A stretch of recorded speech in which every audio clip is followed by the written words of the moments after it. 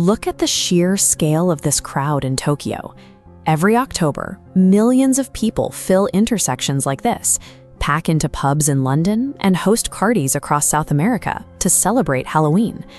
Because of the ubiquitous presence of pumpkin carving, haunted houses, and trick-or-treating, it is often assumed that this holiday is a purely American cultural export, but the world's most famous American festival actually has its roots elsewhere. This creates a historical puzzle. How did a foreign tradition become a symbol of the United States and then manage to take over the globe? To find the actual roots of the holiday, you have to go back thousands of years to the ancient Celtic festival of Samhain, celebrated across Ireland and Scotland to mark the harvest season. It remained a regional European observance for centuries. The tradition only crossed the Atlantic during the 1800s, carried by waves of European immigrants arriving in the United States. So if this event was born in Europe as a small immigrant ritual, how did America repackage it and successfully sell it back to the very continent it came from? When millions of people from different backgrounds settle in the same neighborhoods, their isolated customs begin to overlap and merge.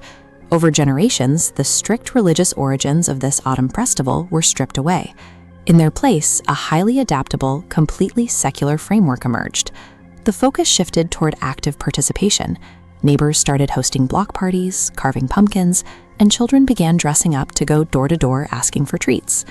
By removing theological barriers and centering the event on community fun, America manufactured a culturally neutral product that was ready for a global audience. To move that product across borders, the United States relied on its largest cultural ambassador, the entertainment industry. Hollywood and the American television industry began to broadcast these traditions into living rooms across the globe. Recurrent holiday episodes showed families decorating homes and children trick-or-treating in stylized American neighborhoods. This visual storytelling created a direct desire for participation.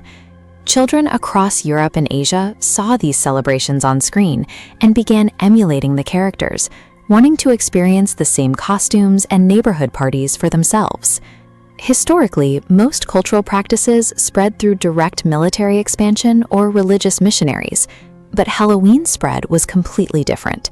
It was pulled across borders entirely by the powerful influence of entertainment and storytelling. International businesses quickly recognized this media-driven demand. Retailers began stocking costumes and decorations to capture the growing excitement and capitalize on the desire to participate. Then came the internet, and everything changed. The delay of traditional television was replaced by instant, real-time digital connectivity. Viral costume trends, engaging influencer tutorials, and one-click online shopping allowed anyone on Earth to discover a tradition and participate in it simultaneously. The mechanics worked in tandem. Media created the emotional desire to celebrate, while global retail and digital networks provided the immediate access to do it. As the American version of Halloween boomeranged back around the world, it didn't replace local customs. Instead, it blended with them, taking on unique regional characteristics. People everywhere seek out experiences that bring communities together and create lasting memories. The holiday succeeds because it taps into those universal human motivations. The holiday thrives because it functions as a flexible cultural framework. By adapting to the specific values of whatever society adopts it, the celebration becomes a local tradition rather than a foreign imposition. This cultural exchange is a two-way street. The United States frequently adopts foreign celebrations, taking originally Irish traditions like St. Patrick's Day and inflating them into massive domestic events. With the rise of global migration and digital media, human traditions now cross borders faster than at any point in history. Modern traditions are not static exports. They are part of a continuous, ever-evolving global loop of sharing, blending, and celebrating together.